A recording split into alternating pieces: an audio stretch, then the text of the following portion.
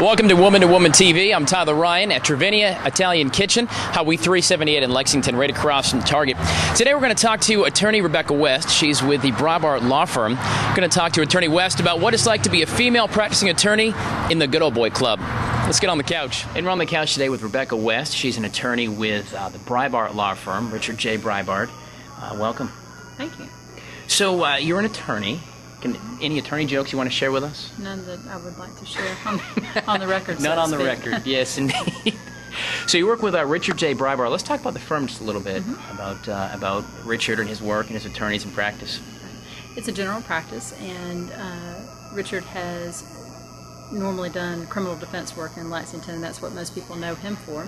And he's got several attorneys who also work with him and in the civil division, bringing cases, representing clients against various corporations and so forth. And he also does a little bit of civil defense work as well. And I believe we're adding a component of probate and estate work soon. Okay. I am in charge of attorneys who practice family court work solely. And so we're unusual in that aspect that we have attorneys dedicated completely to family court work in this area, in the major counties, Lexington and Richland. What other areas does the firm practice? I know Richard's a lot of criminal defense and things like that, family court. What other areas do you guys specialize in? Some injury work, and alternative dispute resolution is something that we are pursuing heavily now. It is definitely the wave, not so much of the future, but it's used so often now to reach settlement in cases that it may be even prior to litigation, which is very important for people who need to save money and who want to stay out of the court system, which can be unpredictable at times. Right. So explain what the resolution, what that is. Basically, what we provide are services to help structured negotiations. So we get all the parties in the same place at the same time, and then we use our skills in negotiation to try to reach a resolution. Kind of like the attorneys on Wedding Crashers, right? I assume so. They do that. I assume so. Do you tell me about being an attorney? Is it a lot like the practice in Law and Order and TV? I mean, you all hang out and you go and you argue in the courtroom and things. Is it like everybody kind of laughs about it, but there are certain things that are a little accurate about it. Certainly, in my area of work, which is family court, you deal with the same attorneys all the time, and so it is always helpful to maintain some camaraderie between your adversary, somebody that you go up against regularly.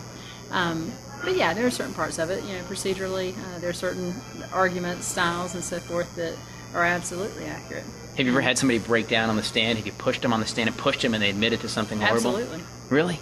Yeah. Interrogate me. I got a mistrial. I came in on a case one time we were representing a criminal defense client, and I got brought in to do the cross-examination of the alleged victim. And so obviously, you're a female practicing attorney. Is it harder? It's no surprise South Carolina and the Southeast is a good old boy system. I mean, that's no secret. Is it more difficult? Is it easier? Is it better to be a female practicing attorney? I will say this: I think it's a learned skill. I think it's something that you've always got to be cognizant of when you begin practicing. I remember when I came into practice 10 years ago, I was a little brazen and probably a little sharp-tongued. And I learned over time that gets you very short distances. And so it's always wiser to recognize that you're in a field that consists mostly of men, and recognize that there are ways to handle yourself, recognizing that. And more importantly, it's just basically being a good attorney and recognizing that you're in a field that requires civility and good way to put it is to be nice. You got to play nice with others. Got to play nice with others, yeah. And you need to do that whether you're a man or a woman. But yeah, it is definitely something that you keep in the back of your mind and learn how to work with over time. What about the balance between your family? You indicated you're married, you have two children. You're still the mom, and as life changes, still a very traditional family is. Mom is the mom and kind of the head of the household. Sorry, fellas, but it's true. Sure. Well, over my career, I've experienced a lot of different things. My husband is a doctor, and so he's got obligations. And what inevitably happens is when the kids are sick at school, mom gets called. Right. And so, and there are just certain times that you can't do certain things. So you really have to rely on an extended network of people. And my husband is incredibly supportive of my career. We got married after I became a lawyer, so he kind of got thrown in head first. But yeah, it's something that your workday has to begin at a certain time and end at a certain time. And it something that took me a while to learn was that when you leave work, you need to leave work, and be a mom. I call it my second job. Yes, and true. So when I get home at 6 almost a full-time job, isn't it? When I get home at 6, I'm mommy, and I'm not lawyering anymore. So sometimes you can't take telephone calls and things like that. And unfortunately, that can be a disadvantage when men in the profession can work longer and may have a spouse that stays at home. But you deal with it. Sometimes you just have to work harder during the day. Roll with the punches a little bit, so to speak, I suppose. Now, do you ever negotiate with your kids? Do you have to ever? I lose. Really? All the time. Yeah. What about mediation between them? Yeah. It certainly. I mean, it's something that we do. We, having a 3-year-old redheaded boy, there's not much negotiating there. It's mainly survival skills.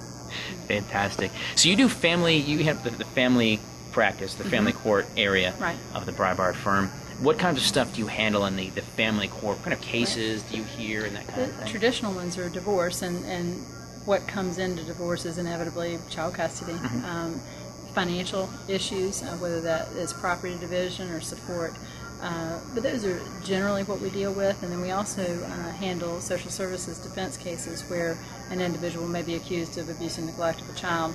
We'll come in and represent individuals in those circumstances, which coincidentally sometimes includes criminal defense. Right. And so we're in the unusual position in our firm to be able to handle both very effectively and with tremendous experience.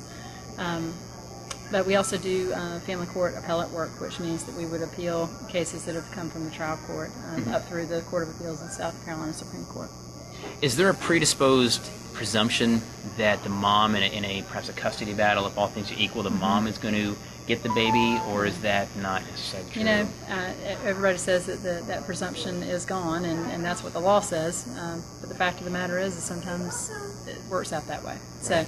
So there are tactics that you can use and strategies that you can use and ways that you can prepare your client to obtain custody, even if they're not mom.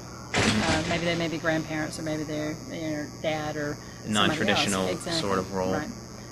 But yeah, as much as the law says that presumption is no longer there, I do find that it is. Do you find yourself representing the moms or the dads more? Or is it 50-50? It's just whatever comes in? I wouldn't say that there's any particular trend in that direction. A lot of times I find that it's easier to deal with men as clients.